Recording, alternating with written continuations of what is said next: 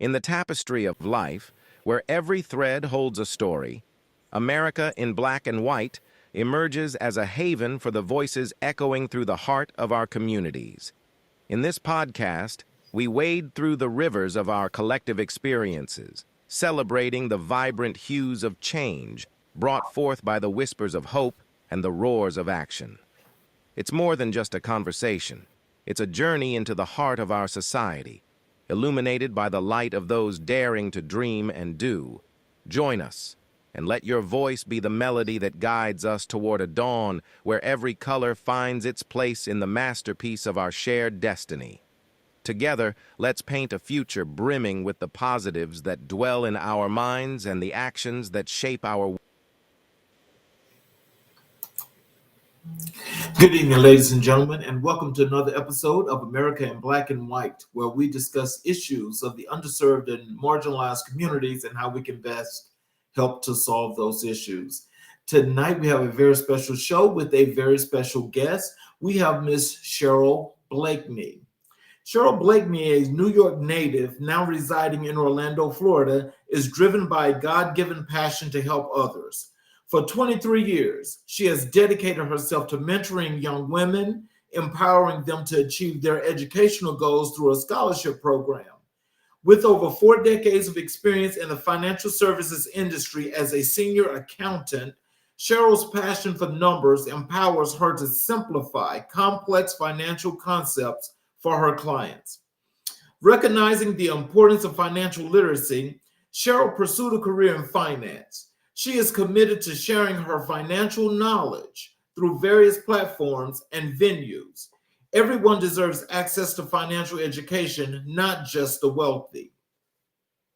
Cheryl is passionate about sharing her financial knowledge and empowering others as the owner of the financial education specialist of Financial Fitness Consulting, LLC.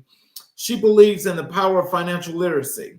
Her motto, financial fitness, is like a muscle. The more you use it, the stronger it becomes. It reflects her dedication to helping individuals build strong financial foundations. Cheryl seeks to collaborate with other local businesses, nonprofits, and churches to empower, equip, and educate their clients, congregations, and employees with the knowledge and tools they need to achieve financial success and build a brighter future with clarity and confidence.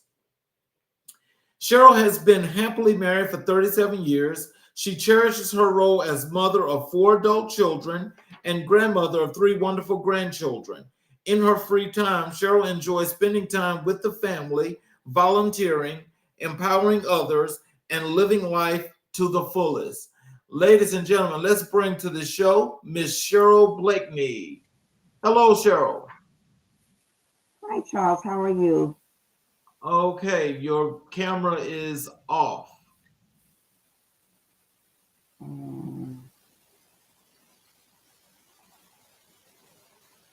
It says it's on. I'm not sure why it's not showing, but it says that it's on and it's not disabled.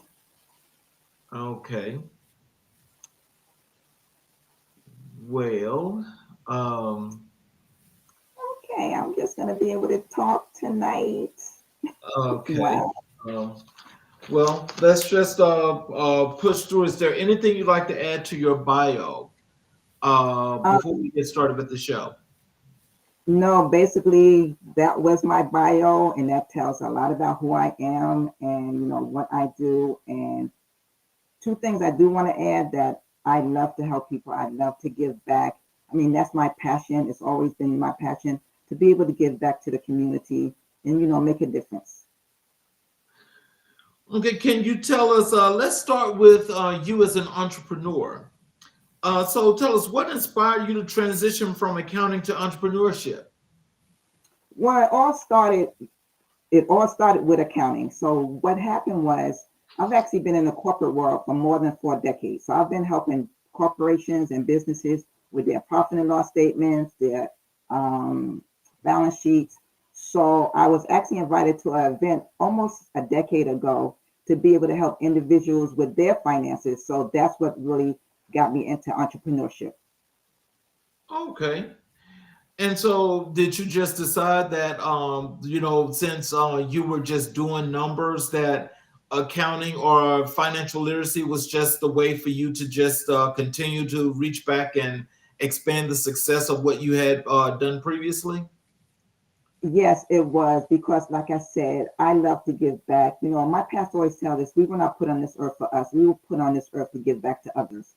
So combining my accounting and loving to help people, it was like for me, it was a no-brainer. Oh, wow. So how did you develop the vision for Free Your Money Now?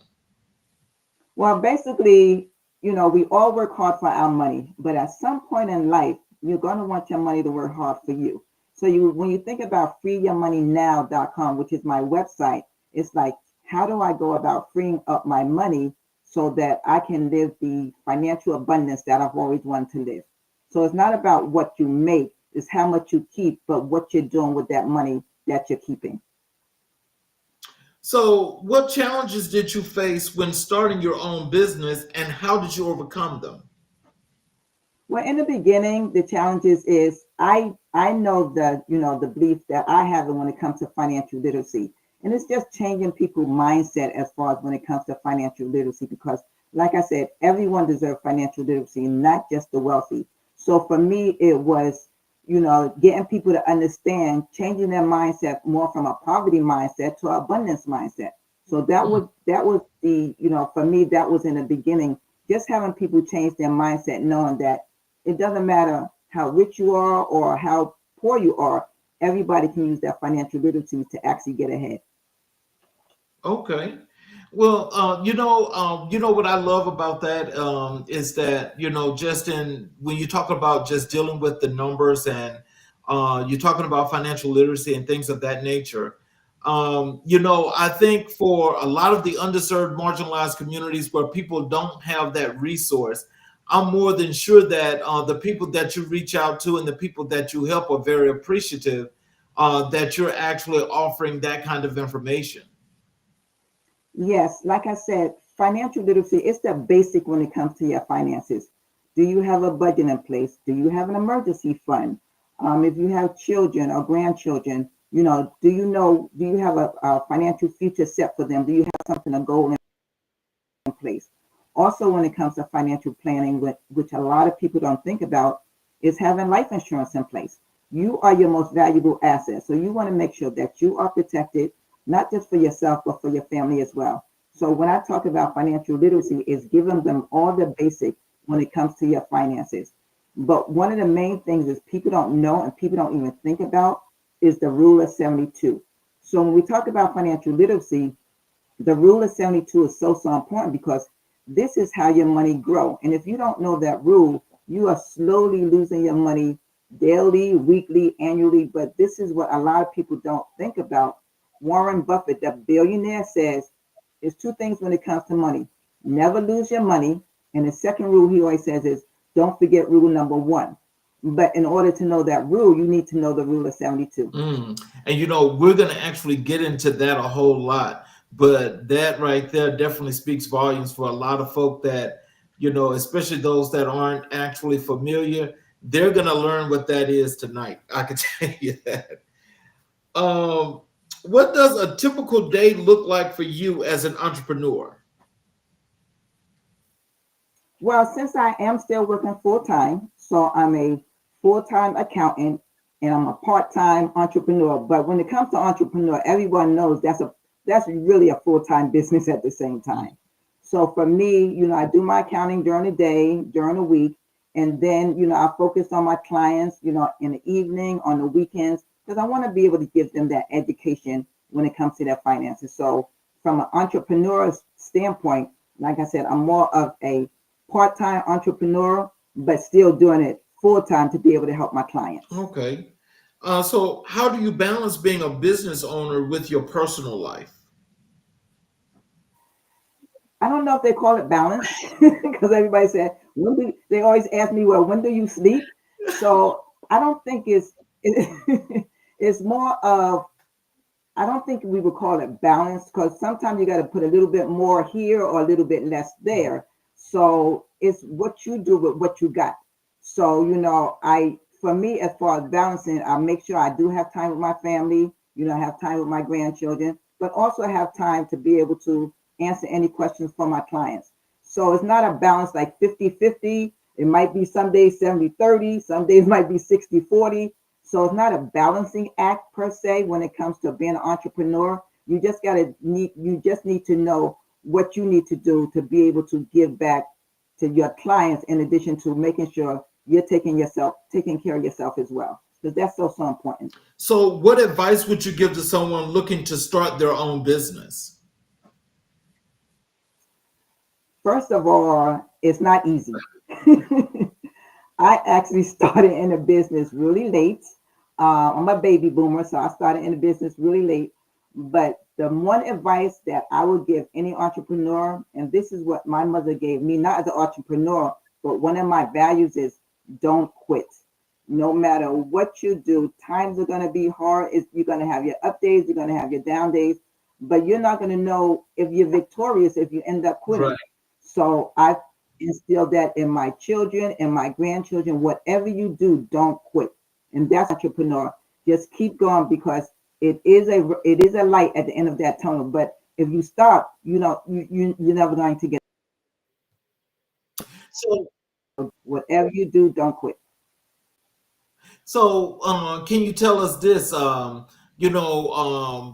your entrepreneurship, are you planning any expansions or any special projects at this time?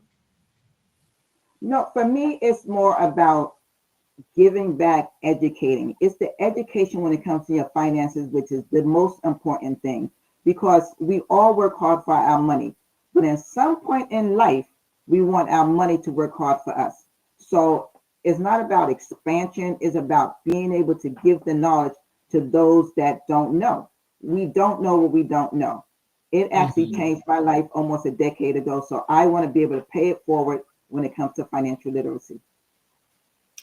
So when it comes to your entrepreneurship, are you doing any collaborations or working partnerships with any other companies as far as your business structure?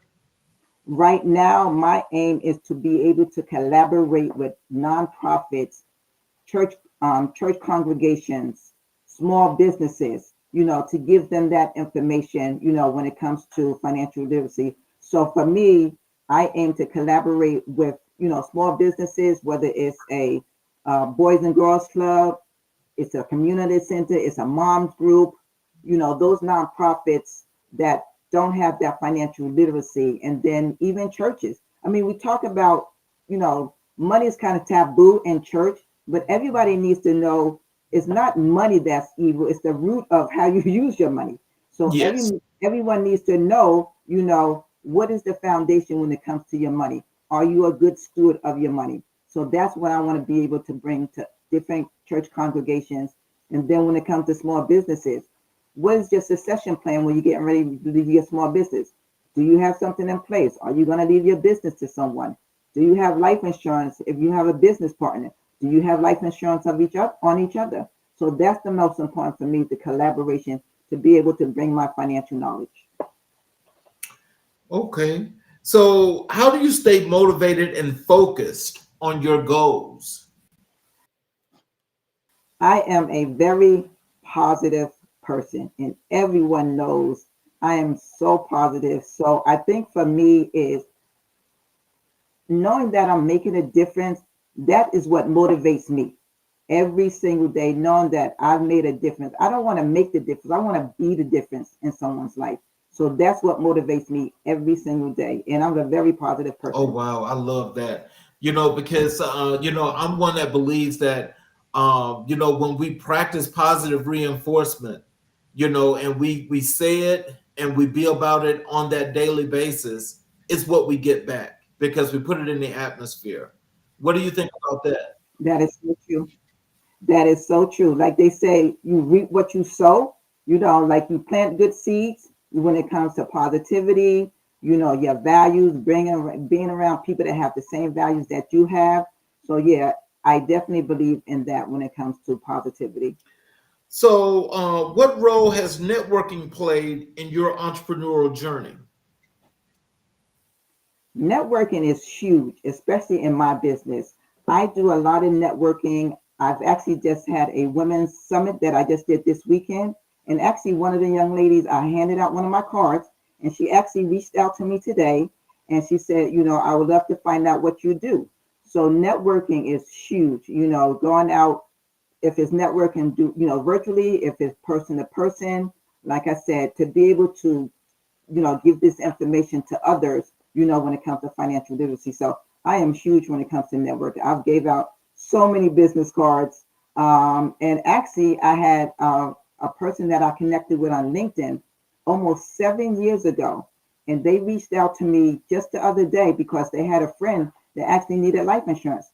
This goes back 7 years. So the power of networking is amazing. It is huge.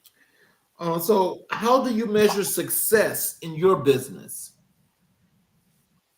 Success for me is knowing that I have changed a person's life, one person at a time. So for me, I wear a lot of hats, based on my bio, being an accountant, being a mentor, and, being a financial educator. But success for me is seeing what you have done for another person's life. So let me talk a little bit about mentoring. Is that okay with you, Charles? Yes. Okay. So when it comes to mentoring, I work with young ladies that come from lower income families, and the program is called Take Stock in Children.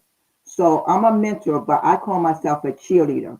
So knowing that I made a difference when these young ladies graduate from high school, graduate from college, I've been doing this for 23 years, and actually two of my young ladies just graduated in 2024. One graduated from University of Central Florida, and the other one graduated from the University of North Florida.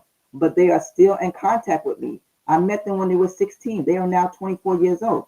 But I know that I made a difference in their life. Mm. And now that's a very impactful thing to do. When it comes to your Mhm. community, because I think, when you say how you like to reach back, I know that Mhm. that's got to speak volumes, because when you start doing that and the word of mouth gets out, not only does it help business wise, but also for those that want to learn. Have you had any of the young folk actually ask you about starting a business and talk to you about their future goals? Well, I have not had them ask me anything about a business, but I have quite a few that are now mentors. So I know the impact of mentoring. They wanted to be able to give back as well. So it's not business wise, but mentoring, like I said, it's huge because everybody you can use a mentor. You're a cheerleader. You're there to put the belief in them until they can believe in Mhm. themselves. So I have two of my students now they're actually becoming mentors. So to me, I know I made a difference in those young ladies' lives. What has been the most rewarding moment in your career so far? The most rewarding moment, which I would say from not from a business standpoint, but also going back to mentoring. So I had one young lady, she graduated back in 2016. She was the first in her family to graduate from high school. Oh, wow. Her parents did not graduate. Her grandmother did not graduate. She had a brother that was 2 years older than her. So I'm sitting in the audience watching her receive her diploma. So you talk about rewarding. That was the most rewarding experience for me of all my years of mentoring. Wow. Let's let's transition over to financial literacy, because I know that not only is that one of the big things you do, but I think that's also one of the main reasons. I think we have people that are watching this show that needs to get some understanding and learn a few things. And Mhm. so let's just start with, why do you believe financial literacy is so important in today's world? I believe it's important, especially to start when you're young, because we have young people graduating from high school. Some of them never seen a checkbook. Some of them don't know what a credit card credit score is. They don't know what FICO is. So if you know these things before you graduate from high school, before you go out into the real world, try to figure out what are you going to do with your money. That's why financial literacy is so important. It's just giving them the basic foundation when it comes to their finances. I actually had a young man one time told me, yeah, I want to make $1 million. Well, do you know what that means? But they don't think about that, you know? So it's just being able to give them that basic foundation when it comes to financial literacy. And what does that mean? You know, financial literacy, we talk about financial abundance. Well, how do you get there? You know, financial literacy includes the rule of 72, which is the basic foundation when with financial literacy. So it's just those little baby steps that people need to start. You know, you can't see the whole picture. So just take one step at a time when it comes to financial literacy. So as we're getting into this, so can you tell us about the rule of 72? What is that exactly, and what does it do? Okay, so the rule of 72 is basically a formula that was created and made famous by Albert Einstein. Even though he failed math, he actually made this rule famous. So the rule of 72 is you take 72, you divide it by your interest rate, whether you have an interest rate on your credit card, whether you get an interest rate in your saving account, you divide it by 72. That is the amount of years it's going to take for your money to double. So basically, say you was getting interest rate and the bank was giving you interest rate at 3%. 72 divided by 3 is actually 24. Sorry, guys. It's 24. So that means every 24 years, your money is going to double. So imagine, Charles, I gave you $10,000. You're age 20. Okay. And so every 24 years, that money is going to double. So by the time you're getting ready to retire, it doubled 3 times because you're about almost 72, almost 72 at that age. But you only have $60,000. But it took you almost 72 years for that money to double when you think about it. So that rule is so important. But the sad thing is a lot of people don't know the rule of 72. It works for you and it works against you. Right now, the national average interest rate in a savings of the banks across America is 0.18%. Take that same rule of 72. 72 divided by 0.18 is 400 years. So that means if you're putting your money in the bank at 0.18%, it's going to take your money 400 years to double. Now, we know we don't have 400 years in our lifetime, but this is what people don't think about when it comes to their interest rate. Now, let me flip that. The national interest rate for your credit card is about 21%. So take 72, because the same rule applies. Take 72 divided by 21. It's about 3 years and 4 months. But what that means is every 3.5 years, your debt is going to double. So if you had a credit card, you maxed it at $10,000, you never used it for the next 3 years, just based on interest alone, that debt is going to go from $10,000 to $20,000 in 3 years. And this is what people don't think about or don't know when it comes to their credit card interest. So can you shed some light on the importance of banking money and saving money and investing money, and which is best? Okay. Well, it depends on where you're at in life. Okay. So I always tell people saving and investing is totally two different things. But one thing I tell people is putting your money in the bank, you cannot save your way to wealth. There's no way, no how.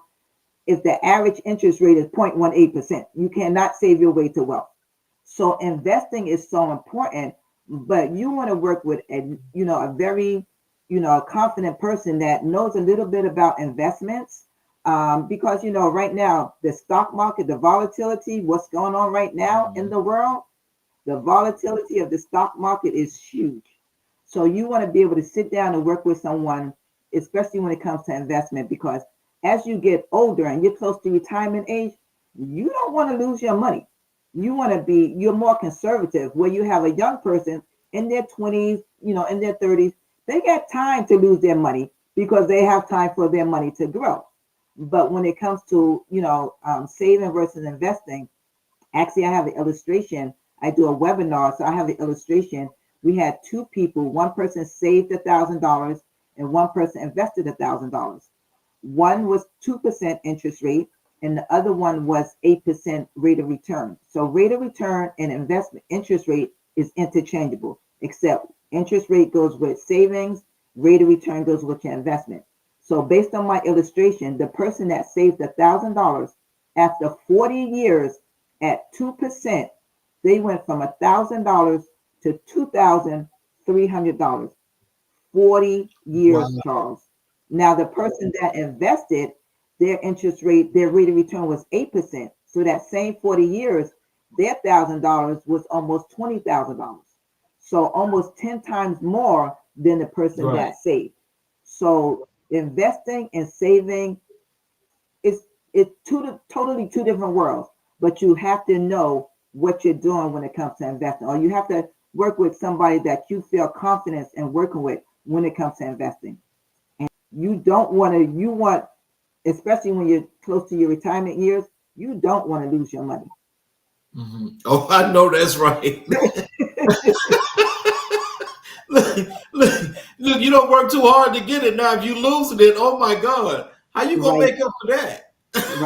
right, right. I mean, I had a situation where back in 2008, we had the housing market crash, and You're people right. lost like 40% of their 401k, their IRA. Well, I had a business partner. His mom lost in her retirement back in 2008, $196,000 Oh my God. in her 401k. She was going to retire. She was a nurse. So she had been working with a financial planner because she had been in nursing for the last 15 years. But Mhm. would you believe she just retired in 2022? Oh my God. 15 years later. That's how long it took for her Mhm. money to grow in order for her to Mhm. feel comfortable to retire. Because the more you lose, the more it's going to take in order for your money to get to the starting point. So people say, oh, I lost 10%. I only need to gain 10% back. You lose 10%, you have to gain 11%. You lose 30%, you have to gain 43%.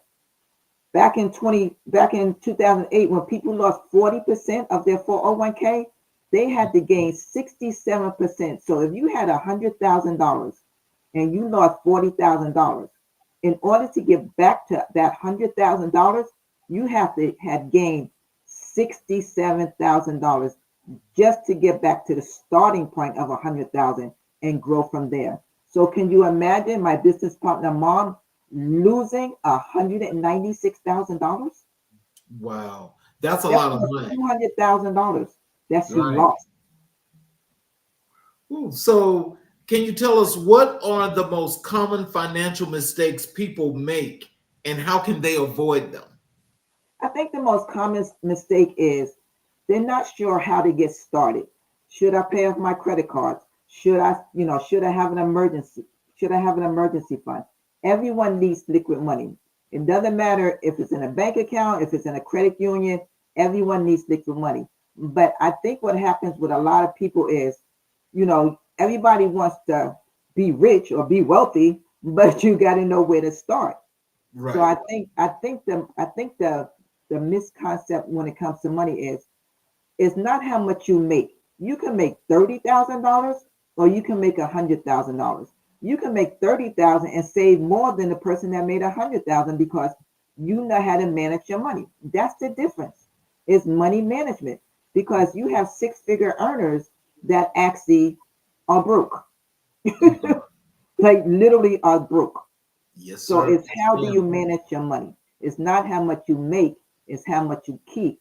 But what are you doing with the money that you're keeping? Where are you putting it at? Are you putting it in an emergency fund? Are you putting it into life insurance, which you can grow, you can grow your cash value through life insurance.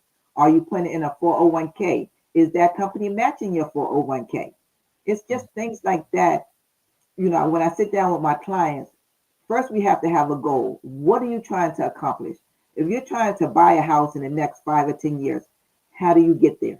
You got to start somewhere. So you have a separate account for money that you want to put towards your house as your down payment. So it's different things that you need to have in place when it comes to money management. So can you give our audience some tips as to money management, how that looks like, and what are some of the things that they should be thinking about when it comes to managing money? Okay. Well, when we talk about managing money, like, people either, work a 9 to 5, some people have a part-time hustle, some people are entrepreneurs, but it's the main thing that you need to have is a budget. And not just have a budget, but to stick with that budget. Because if you have income coming in and you have expenses going out, but you don't know, most people know how much they make every 2 weeks or every week. So you know your income. But if you have expenses and you're not accounting for it, then when it comes to, well, I want to put like $50 in my bank account, but at the end of the month you had -10. Well, how did that happen? Because you didn't have a budget in place. So working in corporate world, most corporations start their budget in September for the next year. Right. For the next year. So right now, my company, we just finished our budget at the end of September for 2025. So just having that budget in place and sticking to it. Sometimes, some days, some months something might happen. You might have to dip into the money that you're trying to save. But I always tell people, be consistent. Keep yourself accountable for what you say you want to do. And I think that's what makes a difference when it comes to money management. So how do you approach teaching financial literacy to individuals from different backgrounds? To me, it doesn't matter what background you came from, what demographics, what your, as far as what you make, is just teaching them the financial foundation. So actually, every Thursday, I have a webinar. It's called Financial Freedom Roadmap. And I show them the basic foundation when it comes to their finances. The rule of 72, having a budget, an emergency fund, having protection for your family, which is life insurance. If you're getting ready to retire, if you're within 10 to 15 years of retirement, do you know how much money you need to take you through your retirement years? Because what happens with a lot of retirees is like, yay, I'm 65, I want to retire. But have you thought about how much money you need to take through your retirement years? You see a lot of seniors now working at Walmart, working at the grocery stores, being baggers, being customer service, because they never thought about, I'm going to need this amount of money, in order to take me through my retirement years. You have your Social Security. Some people might have a pension. Some people might have a 401k. But, once you retire, you don't have a full-time job. So that full-time income is not the same. So you want to be able to, manage that money as well. So let me ask you this. Now, this is kind of like quick fast. What are some suggestions you may have for people today, because of the uncertainty in times that we're in right now, and everybody's pinching? What are some suggestions for people today? Okay, so let's talk about people that's in the corporate world that have a 401k. So the volatility of the stock market, what's going on right now in the world. So we always say, don't take your money out. It's just write it out. Eventually it's going to pass at some point. We don't know when it's going to pass, but don't get scared, because that's what happened in 2008. A lot of people took their money out the market because they didn't know what was going to happen. But just stay firm, when it comes to, especially if you're working in corporate and you have a 401k. And do not look at your 401k every day. Don't even look at the news every day, because you're going to get frustrated. But if you're in it for the long haul, eventually it's going to rebound, when it comes to your money. What strategies do you recommend for building financial security? The strategies that I would recommend for building is, first of all, starting with the basic foundation.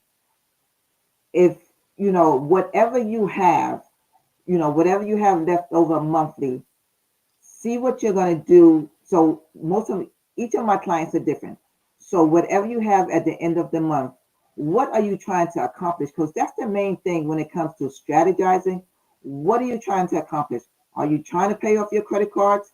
How are you trying to pay off those credit cards? It's different ways to pay off the credit cards. You have a snowball effect, you have an avalanche effect. But I always tell my clients, whatever you do, if if you saved $100 for the next 2 months, if you paid off a credit card, celebrate those small wins because you want to feel like you accomplished something. So when it comes to strategy, put something in place. Like I sit down with my clients, we sit down and we figure out what are you trying to accomplish? Because if you don't know what you're trying to accomplish, you don't know where you're going. So how do you get started? That's so true. the strategy is, what are you trying to accomplish? And we start from day one and then build from there. I actually back in 2018, I actually had one of my church sisters. She didn't have a savings account, and she kept telling me, "Sis Cheryl, I'm going to get a savings account." So what I told her was, start with $25 every 2 weeks. Start with $50 every 2 weeks. Start with something, because 5 years from now, you're going to be saying the same thing. Man, I wish I would have started that savings account. So the strategy is, start where you are. Start with what you have, because you can't start with what you don't have. So the strategy is, start with what you have. So if you have $100 a month, at the end of 2025, if you save for 12 months, you have $1,200 more than what you didn't have. Versus, no, I think I'm going to wait. So next year, you still don't have $1,200. So the strategy is, always start where you are. So, how do you help people overcome their fear of managing money? Well, you know what? When it comes to money, it's a numbers game. And the thing about it is, most people are really scared of numbers. And so they're very fearful when it comes to numbers. So I myself, I love numbers. Being in the accounting world for almost 44 years, I love numbers. So it's just being able to explain to someone, when it comes to your numbers, like I said, what are we trying to do? But everyone has fears when it comes to numbers. Like, I mean, some people get anxiety when it comes to numbers and when it comes to, managing their money. But I try to take it one step at a time. I remember for me back in 2020, during the pandemic, I lost my job. My husband lost his job. We was living on unemployment for a year and a half.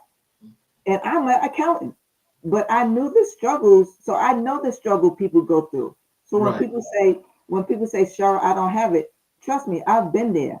Emergency fund, that didn't exist for me back in 2020. I was literally living unemployment check month to month. So I know the struggle that people go through. So I want to be there to be able to help you through that struggle, because I've been there. So I can talk because I walk the walk when it comes to finances. So, tell us, what is your favorite financial literacy tip to share with others? My financial literacy step would be my motto, which is, financial fitness is like a muscle. The more you use it, the stronger it becomes. And what that means is, just like when you go exercising, they said, the more you exercise, those muscles get strong. Well, Yeah. your financial fitness muscles are your budget, your emergency fund, paying off your credit cards, debt management. What do you have in place for your children's education? Like in my case, I have grandchildren. I actually, almost a decade ago, I put something in place for their financial future. Before they even get out of high school, college, they already have something in place. Mm. That's interesting. So, let's use that as an example. I mean, so are those things that you have to go a little bit more in depth with them to to get them ready to be financial savvy? Or is there anything that they just learn from just the tips that you give them on a daily basis? Well, usually what I do, like I said, I do my weekly webinar, and then I actually sit down with my clients, the one that's interested. I sit down and we go through, what are you trying to accomplish? What is your goal? So the financial foundation is the beginning, but you want to build on that foundation. So that's why I say it's a financial fitness muscle. You want to build on that foundation. If I gave you this tip as far as the rule of 72, so you have a credit card, go back and look at your statement. What is your interest rate? What is the balance on that credit card? Now you know, based on what I told you, how long it's going to take you to pay off that interest, to pay off that credit card. Prior to me giving you the rule of 72, you will have no idea how long it's going to take you to pay off that credit card. So it's those basic foundations and knowing what, how to get started when it comes to your finances. Wow. How do you tailor your financial advice to meet the needs of young people? I love to work with young people. But the thing about young people, they don't think about, well, first of all, they don't want to think about retirement. I'm 20 years old. I don't want to think about age 65. That's so far in the future. So I always tell young people, don't think about it as far as retirement. Think about it as your financial future. Where do you want to be at in those years when you get ready to retire? Because retirement is not an age. Retirement is not an age. It's a number. How much money have I accumulated by the time I retire? You can retire at 40 years old. You don't have to be 65. You can be 45. Mm-hmm. So when I talk with young people, they don't want to hear retirement. Miss Cheryl, 65, that's so far away. So I said, think about it like this. This is your financial future we're talking about. So if you start saving your money now, by the time you're 65 years old, you can be a multi-millionaire. But we got to start now. And that's what I like to tell young people. Start now. I wish I would have known this information when I was in my 20s. I've been a multi-millionaire based on working. We've all been multi-millionaires based on the number of years I've been working for 44 years. So I've been a multi-millionaire, but can I tell you where that money is now? No. Because we don't think about it. So that's what I tell young people. Start now. I mean, I have millennials. I have Gen Zs. I have grandbabies. I teach them the importance of, they have a savings account. Grandma sends them money every month. 75% goes in the savings account, and you can spend the other 25%. But grandma, well, you can either do it my way or not get it at all. So you take it how you want to take it. Okay. And my daughter is on board with that. Get that discipline going. Yes. Yeah. And that's, discipline and accountability. But start young. I think financial literacy, they don't teach in high school. They should actually start in middle school and build on it for the next 4 to 5, 6 years before they even graduate from high school. Back in 2020, they did a survey of 50 states. Would you believe back in 2020, it was only 5 states that actually required you to have a financial literacy class before you got out of high school? What states were those? I don't remember, but I know Florida was not one of them. But now Florida is one of those states, because now they put into place any student graduating in 2025 on will need a financial literacy class. One of my students that I'm working with, my mentee, she actually has the financial literacy class now. She's a junior. Mm-hmm. Oh, wow. So what role does technology play in improving financial literacy? Well, technology is changing every day. So you want to stay up on, different things when it comes to your finances. AI is real. I just want to say AI is real. So when it comes to your finances, you can ask AI questions when it comes to your finances. What's the best online saving accounts that's going to give me the best interest? So technology is huge. Google is everybody's friend. Just getting the information. What is the best credit card you can have when it comes to your interest rate? The lower your interest rate, the less you're going to pay to these financial institutions. So technology is huge. Google University, AI that you can ask anything. So as time goes on, get the answer to our question, but you still need a human person to actually make sure that you're getting the right information as well. Yeah, just as you mentioned that part about AI, because now people are actually creating their own artificial intelligence. Oh wow. And so as this technology is evolving every second, every minute, every hour, every day, every week, every month, going into every year, it's Right. evolving. Right. Like as we're talking right now, it's evolving. So when you sit there and you just think about these things that people actually sit and take the time to write a code for these things to interact as people, and they're able to do things as a real person, Hmm. that in itself tells you that this technology is so about the here and the now and about the quickness. Do Right. you think that that's taking away from the kids, these younger kids' ability to critically think and to do things on their own? I do. I really do because I mean, for me, growing up, we didn't really have computers per se, but kids are so tech savvy these days. But sometimes it's too much technology, Yep. and like you said, they're not thinking because either even when it comes to math, you put everything on the computer. You don't Yep. even have to think about it, which is really sad. When I was growing up, everything was longhand. You had to divide, you had to multiply. It's like you didn't put it in the compute, you didn't put it in a calculator.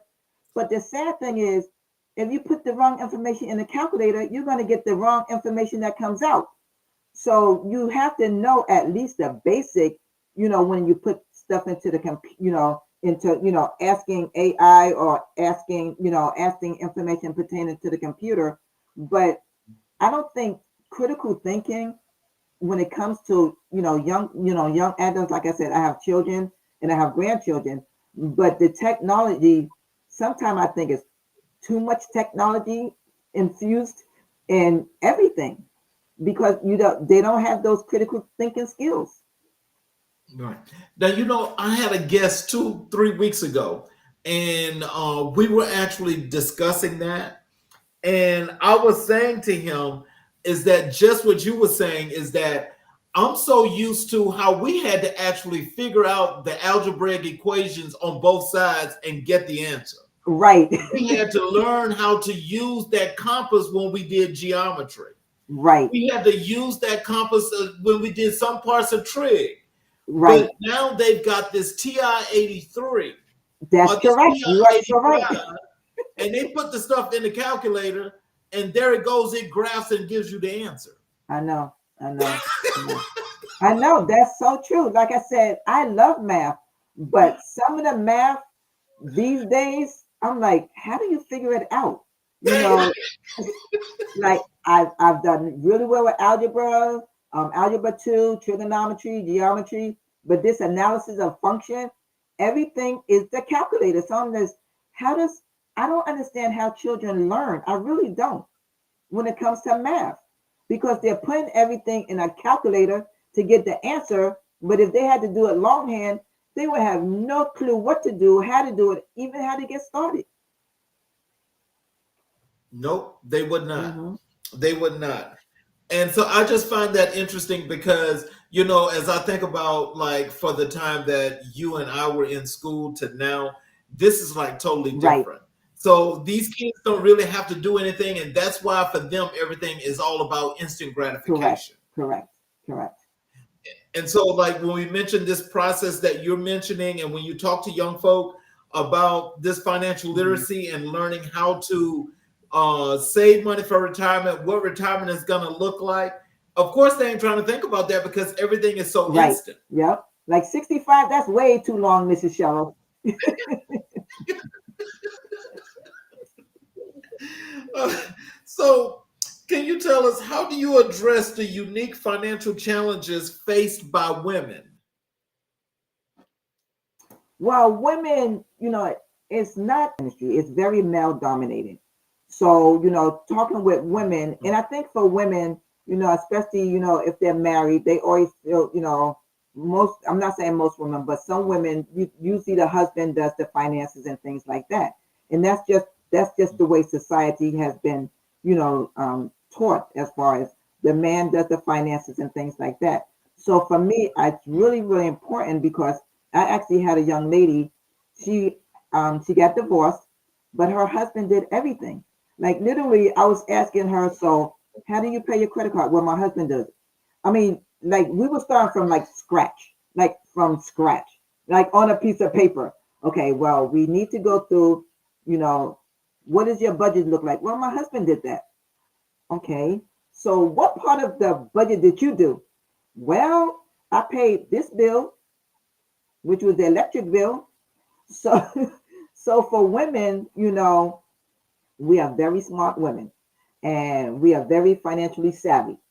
So it's just, making sure that we understand what we need to do with our money, because we are the number one retailers when it comes to, buying things and things like that. So we are the number one retailers when it comes to using our money. So we want to make sure that we're going to be using it wisely as well.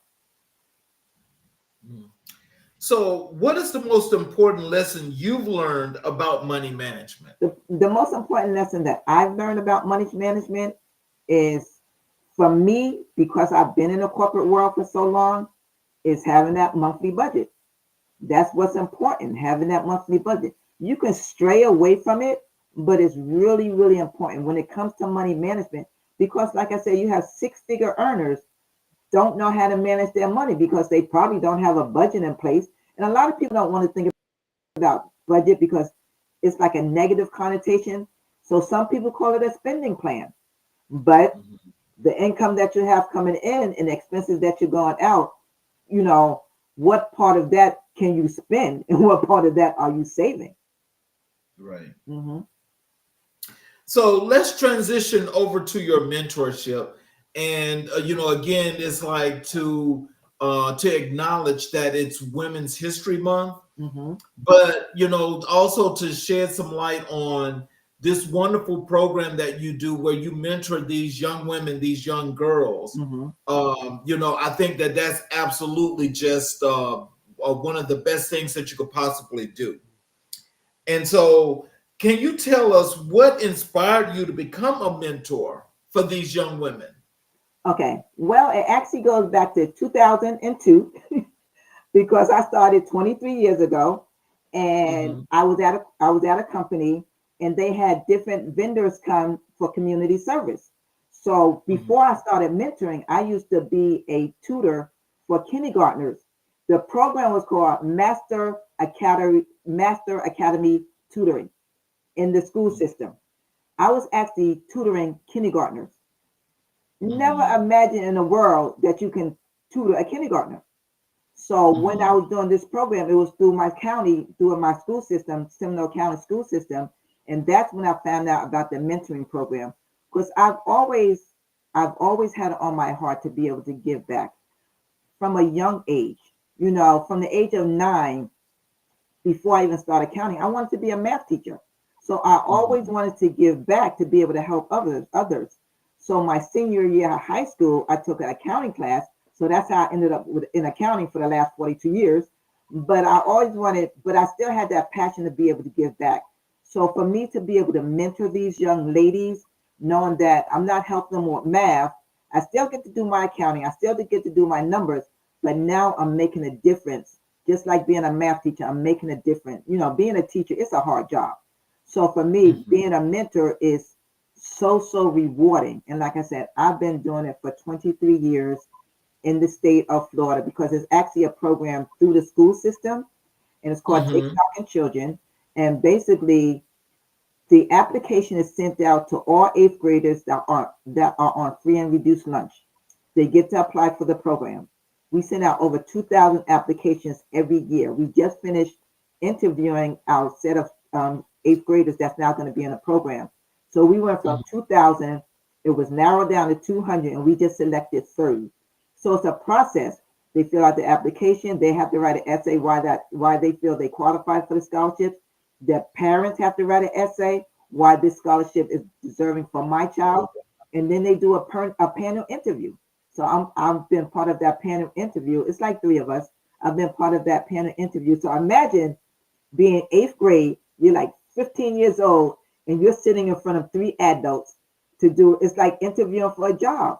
But those young people, they do amazing. So our mentoring is female on female and male on male. So like I said, to be able to give back to the, be able to give back to the program. Mentorship is that being a cheerleader, because they come from lower income families. So some of my young ladies, they come in with low self-esteem, but I want to be able to build them up to let them know, believe in yourself. You can do whatever you want to do. You just got to believe in yourself. And if they don't believe in themselves, I'm going to put the belief in them until they can believe in themselves. Exactly. That's what I'm going to do as a mentor. Oh, wow. Yeah. Oh, wow. That is so wonderful. I mean, I tell you, that you get some special kudos because I'm serious because, again, that's what this platform is about, especially reaching back to the underserved, marginalized communities. But as the guests that have come on this show, everybody's doing their part, but you in particular, I mean, it's like you're like right there in the school system doing this, and that's really wonderful. Yeah. I mean, like I said, it has been amazing. So actually this year, so we have 64 counties, 67 counties in the state of Florida. So actually I was nominated and awarded the Seminole County Mentor of the Year for Seminole County. Then my information was submitted to the state of Florida. I was just awarded and recognized for the State Mentor of the Year for the whole state of Florida. I just came back from Tallahassee last week.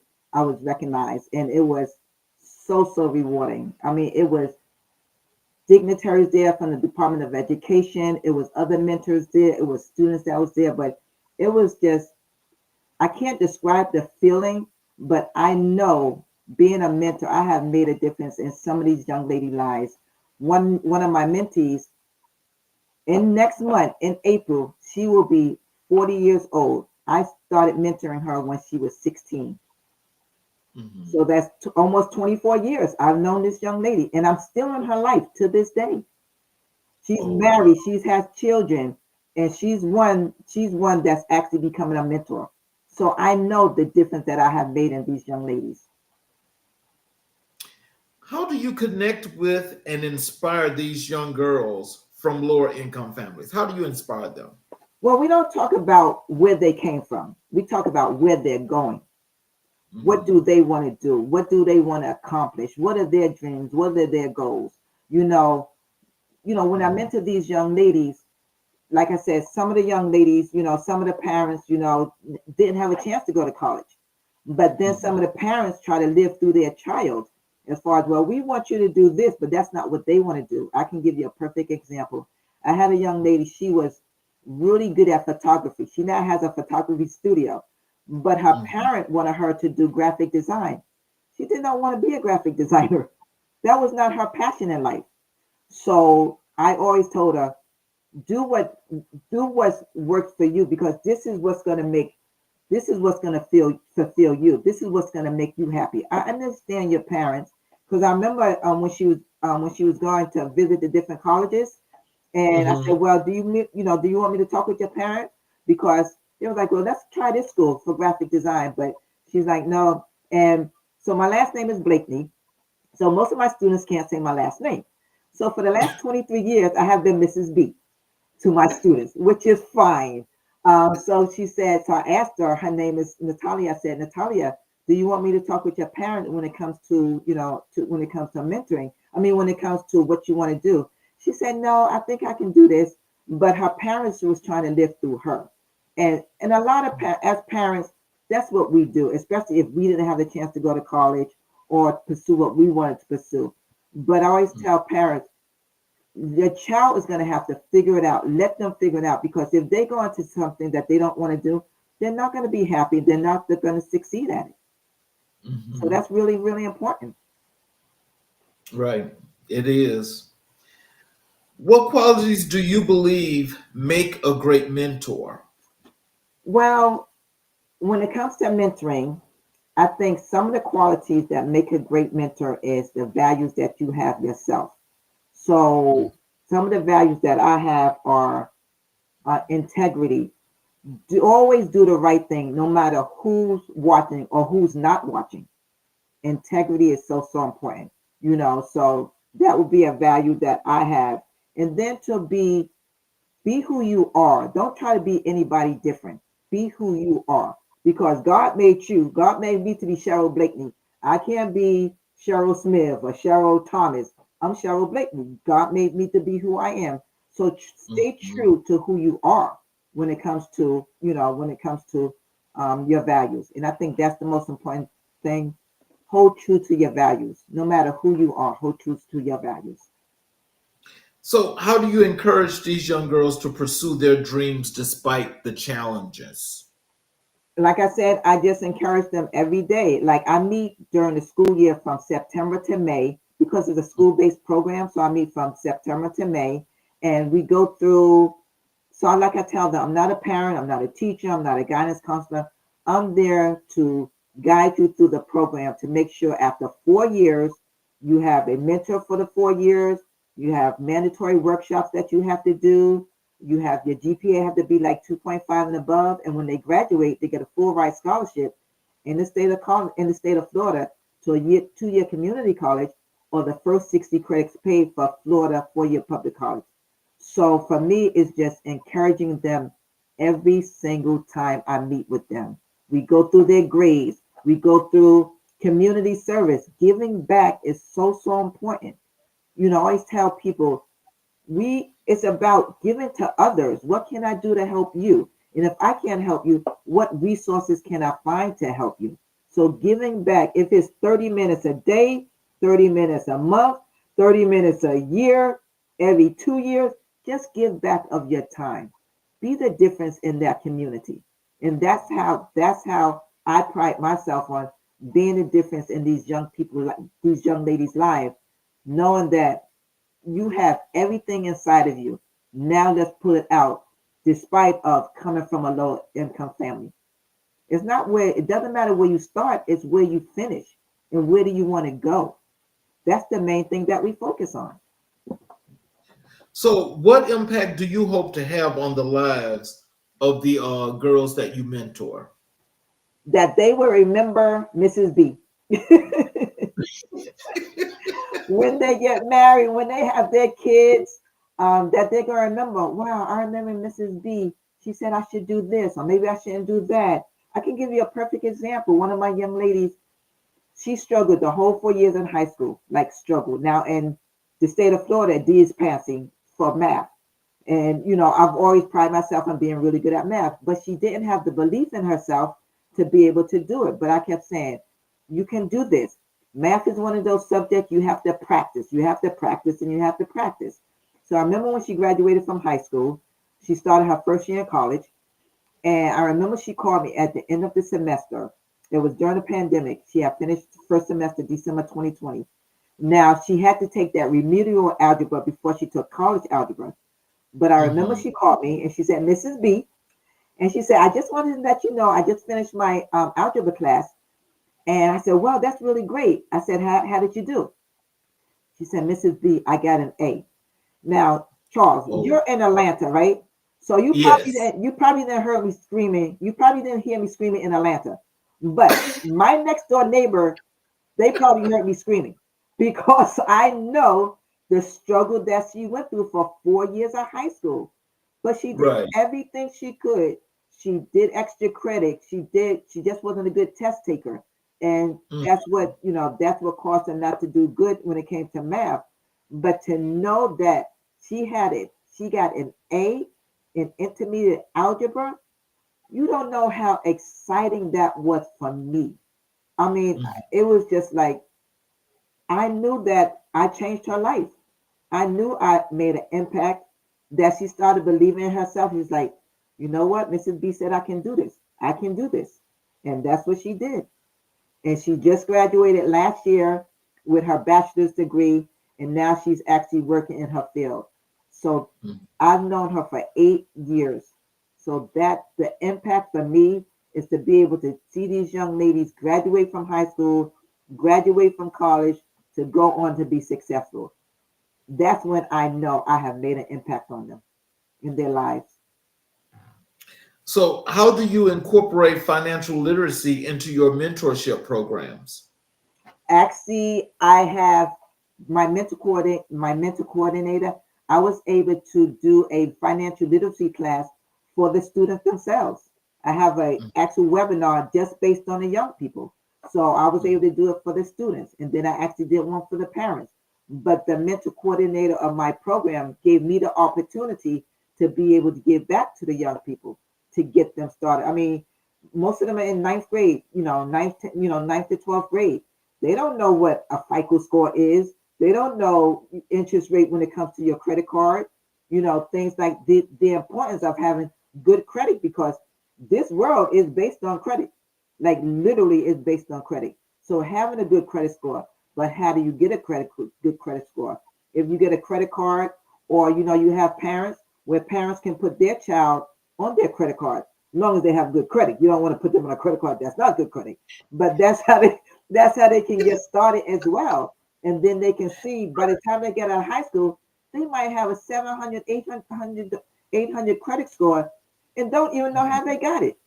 And then the world is theirs. 800 credit score at 18 years old because it's something that your parent did. It's a no-brainer. Right. Ooh, so you got to be careful and tell them, look, don't mess this up. I know, right?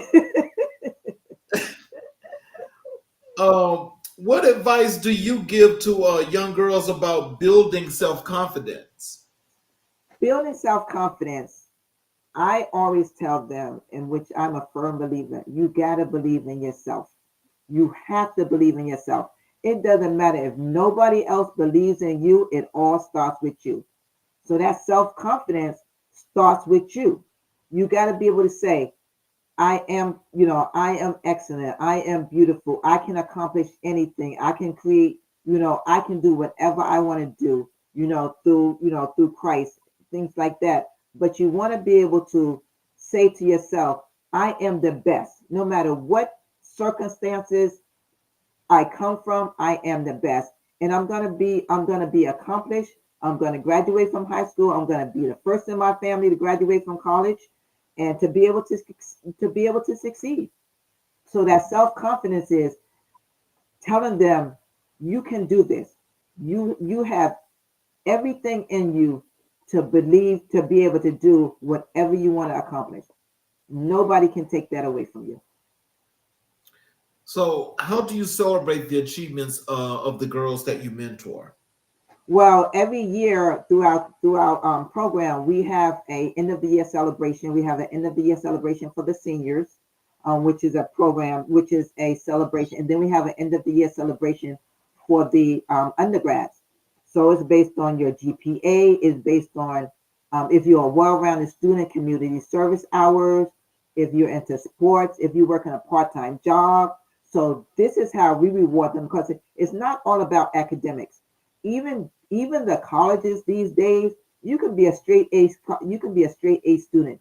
But if you never did community service, you didn't, you weren't involved in any clubs, all they see is academics. So I mean, you have some of these young people applying for these colleges and don't get in because that's all they have is academic. But now the colleges are looking more at these students need to be well-rounded. Did they do community service hours? Did they give back to their community? Are they involved in different clubs? Did they do any type of sports? If they're working part-time and they're doing a full-time load with school, that's huge.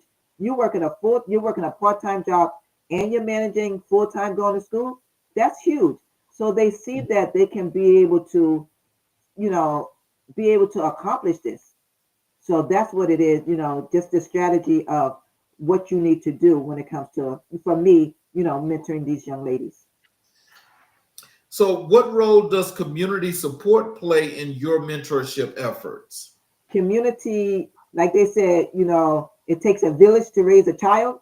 It takes a Yep. community to make sure that our young people be able to excel. So part of our program, like some of the things, because it's a need-based program, some of our students, like one of my students a couple of years ago, she couldn't go to prom because her parents couldn't afford it. So I reached out to my coordinator and said, I have, my young lady wants to go to prom.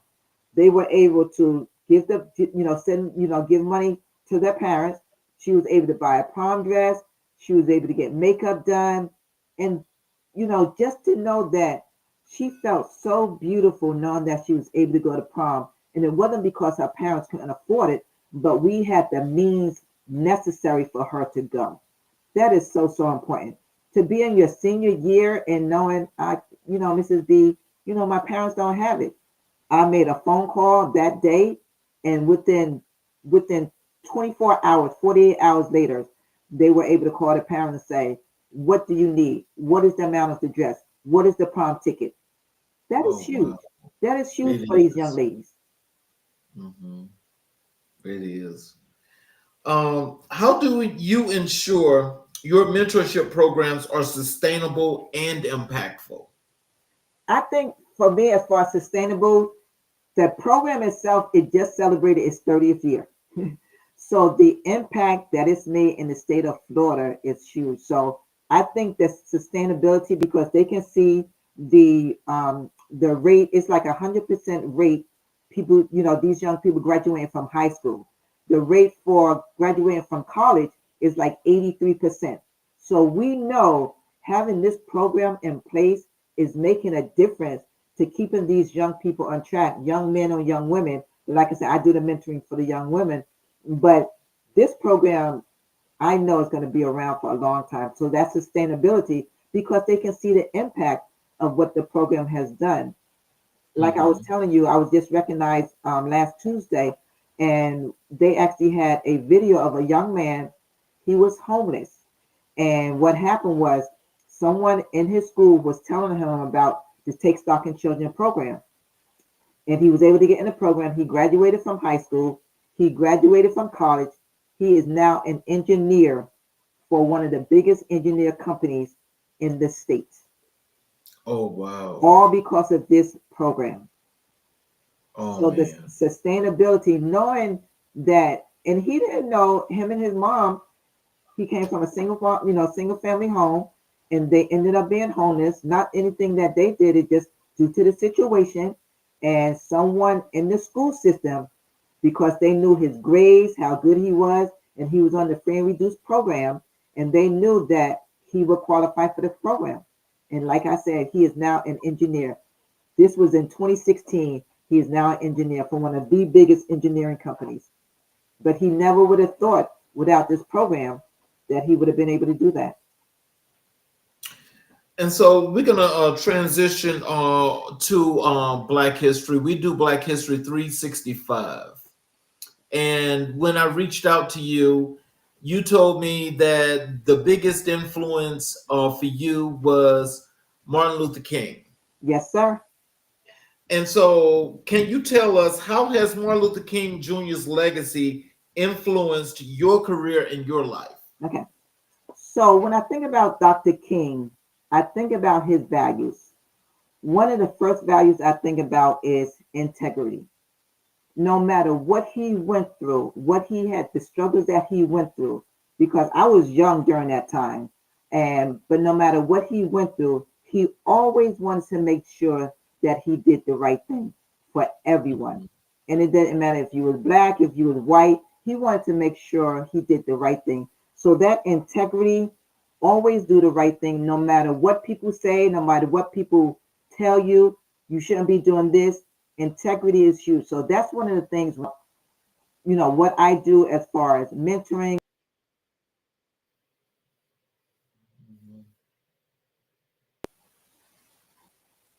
It's actually thinking about being able to have that integrity.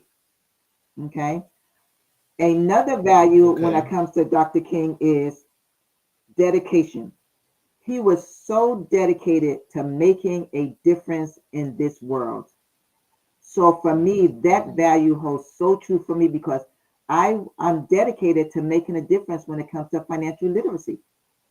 And it doesn't matter Mhm. who you are, because like I said, financial literacy, everyone has the right to know what financial literacy is because we all work hard for our money but we want our money to work hard for us. So having that education behind financial literacy is so important. And the next thing when it comes to Dr. King is loyalty. He had that loyalty to his community, to everyone around him. So for me, my loyalty is to my clients. What can I do, for you to, have that loyalty to me as far as, being able to trust me, being able to say, you know what, I know Cheryl is going to do the right thing for me. So dedication, loyalty, integrity are those values, and those values is what I bring when it comes to educating my clients, mentoring my young ladies, when it comes to, when it comes to life. So, what lessons from MLK's teachings do you apply to your work in financial literacy? What I apply when it comes to financial literacy in my work is giving people the right information. Sometimes you just don't know. You just don't know where to start. So I think for me, it's giving them the right information to be able to take that first step to the next step. Before you run, you got to walk. Before you walk, you got to crawl. So for me, being able to give them the information when it comes to their finances, one step at a time. So, how do you incorporate MLK's principles of equality and justice into your leadership, your mentorship programs?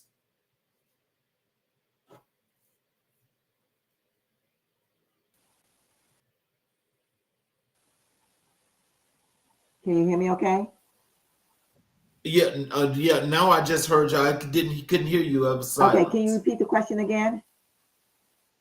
I says, how do you incorporate MLK's principles of equality and justice into your mentorship programs? When we talk about equality and justice, that's equality and justice for everyone.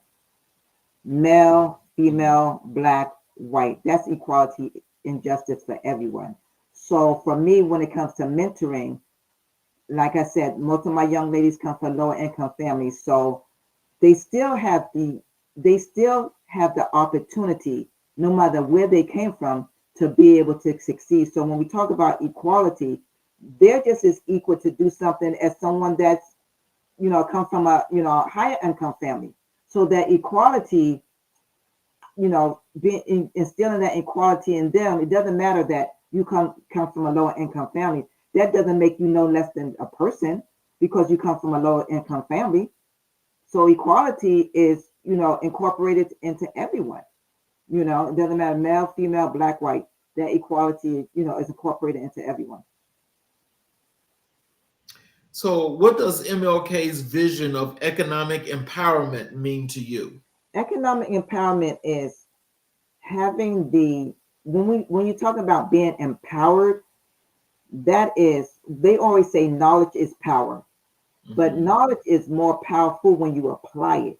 So when we talk about economic empowerment, are you empowered to know, what's going on in the world, the economy, the stock market, even, going to the store as far as economic, equality, as far as the price of eggs, the dozen of eggs, just having that, economic, empowerment. Are you empowered to go out there and say, you know what?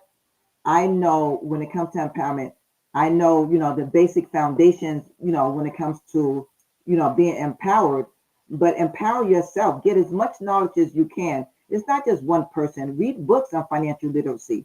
Go out there and, Google financial literacy. What do you want to know? Empower yourself. People need to empower themselves. It all starts with you. Right. So, how do you honor MLK's legacy in your daily life and work? For me, I just think about everything that Dr. King went through, and knowing that what he went through was to make a better life for others.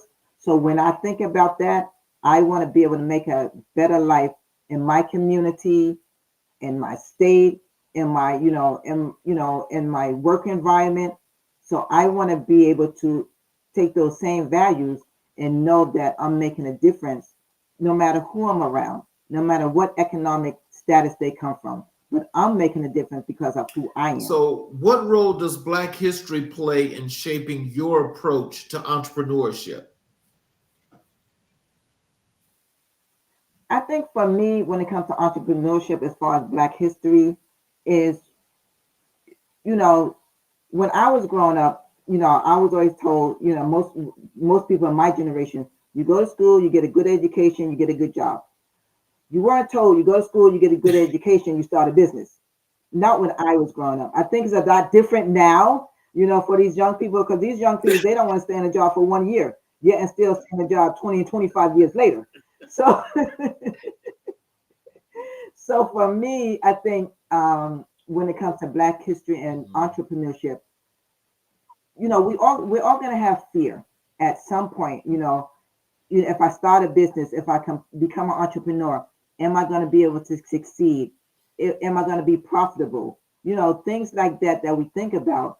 But I think in the Black community, it's not thought about as much because it was not something that we was told to do as far as starting an entrepreneur. I started an entrepreneur late in life, but that doesn't mean I couldn't start. Mhm. I had to start somewhere.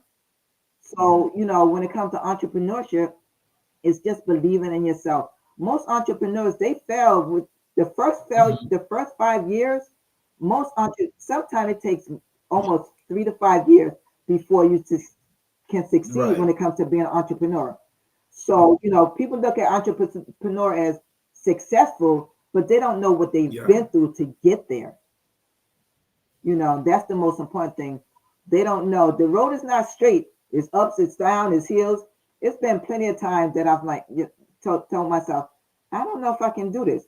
But then I hear my mom in my ear saying, don't quit. My mom passed away almost 12 years ago. But when I get to that point, I hear her say, don't quit. Don't quit. That was my mom's favorite poem. And that's what I take from them.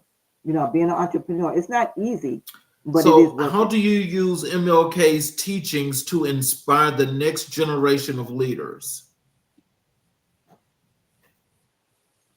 The teachings, when it comes to Dr. King, is, for me, is just part of that is empowerment, teaching them to do the right thing, no matter what, no matter what anybody else is saying. Having that loyalty, being dedicated to what you want to do and how you want to get there. So I think all those are part of Dr. King's legacy, and they will live on for a long time to come. So, what parallels do you see between MLK's fight for civil rights and your work in financial education? I think for me, as far as the fight is, you know, um, just giving us the knowledge, to be able to apply that knowledge. Because, the only difference between the lower income and the wealthy is the education that they've had that, most people have not been taught. So Right. give us that education, give us that foundation. So it's not about fighting, like they said, fight the good fight. So I don't think it's about fighting the good fight.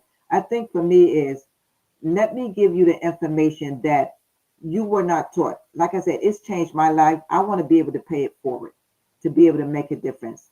So it's not about fighting the good fight, but just having the necessary tools in your tool belt to be able to accomplish what you need to accomplish when it comes to your finances. So how do you encourage others to learn from MLK's example? How do I encourage others? Yeah. I think for me, encouraging others, um, I guess it would be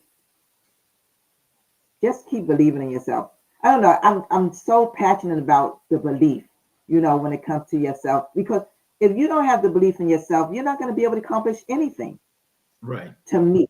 So just having that belief in yourself and take those values and just instill it in yourself. I can do this no matter how long it's going to take me, no matter what valleys or what hills I got to go over, or what mountains I got to go around. I know eventually if I just keep going, eventually I'm going to be successful. So, even for Dr. King, what he went through for our people, I think didn't matter what happened to him, he kept going. And that's what for me, it would be telling people, no matter what you're going through, just keep going. Just keep going. Because if you stop, you don't know how victorious you could have been because you stopped before you got there. So what message from MLK resonates most deeply with you and why? The message to me that most resonate with me is one of his messages is like you can't see the whole staircase.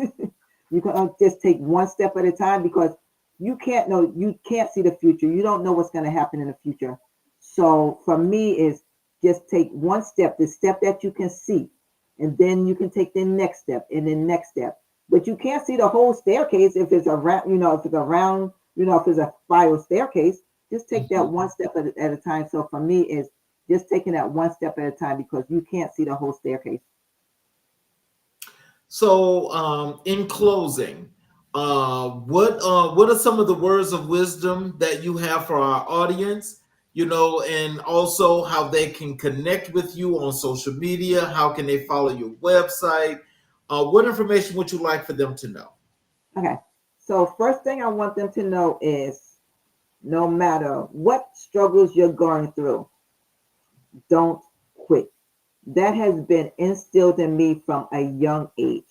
I tell my children, I tell my grandchildren, I tell my mentees, no matter what you're going through, don't quit. And then when it comes to my business, when it comes to finances, my motto is financial fitness is like a muscle. The more you use it, the stronger it becomes. So as you continue to use those financial muscles, you're going to be a better when it comes to your money. Okay. And then when it comes to my business, I have a financial webinar every Thursday at 7 p.m. Eastern. It's called Financial Fitness Roadmap. And it's a webinar. It's about 45 minutes. I just give them the basic foundations when it comes to their finances. You can connect with me on LinkedIn, which is my name, Cheryl Blakeney. I have a website. My website is www.freeyourmoneynow.com. Because who don't want to have their money free? You don't want to feel like you're in bondage when you have your money. So freeyourmoneynow.com. That's another way you can connect with me. I have a free consultation. We can talk and see what you're trying to accomplish. And then you can connect with me on Facebook. I have my business page is Financial Fitness Consulting, and then I have my personal page, which is my name. So those are ways that you can connect with me when it comes to your finances. But I always tell everyone, you got to start. It doesn't matter where you start, but you got to start. Because if you say, I'm going to start today, and then 6 months from now, you're still in the same place because you haven't started, you could have been 6 months ahead. So starting now, just take those baby steps and don't feel ashamed where you're at, because everyone don't have that financial education.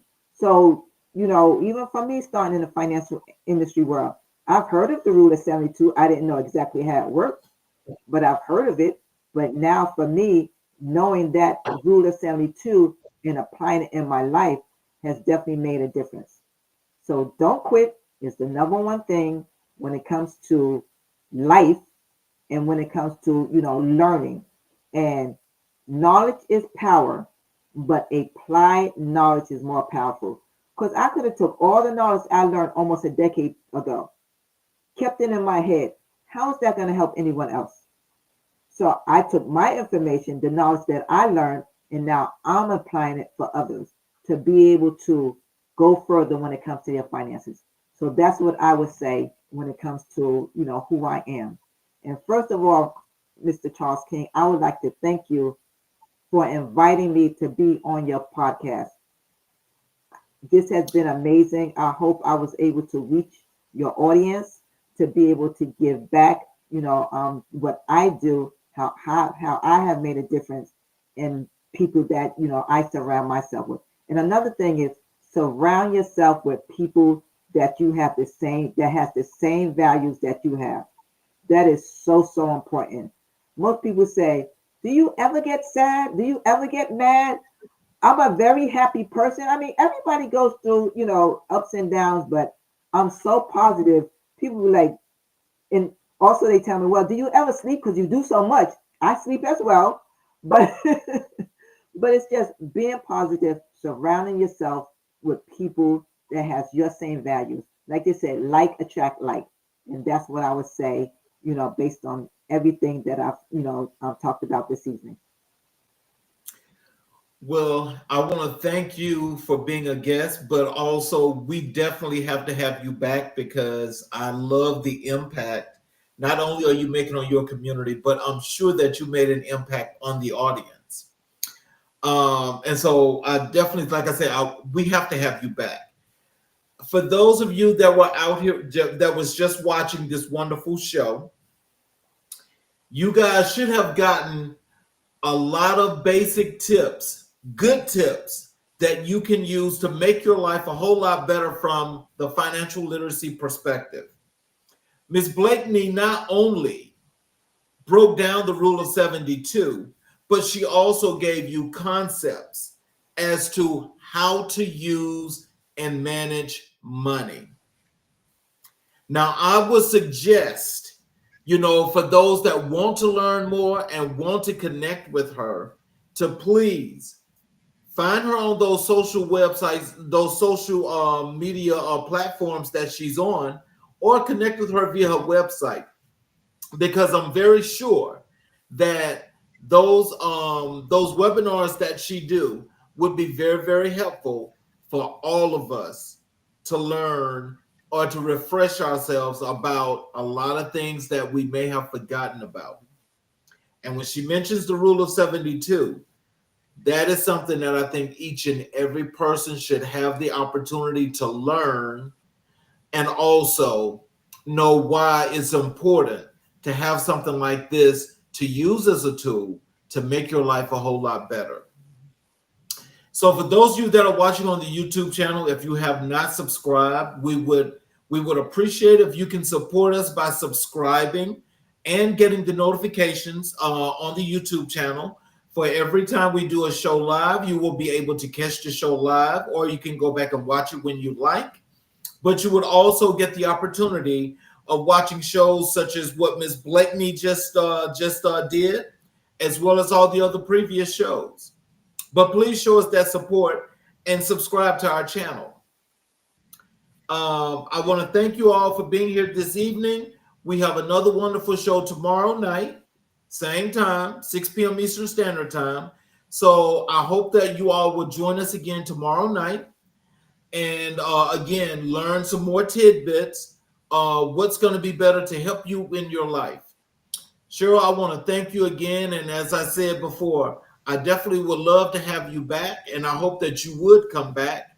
And I want to thank you for helping our audience to learn a lot about financial literacy. And until next time, we will see you guys. You all please have a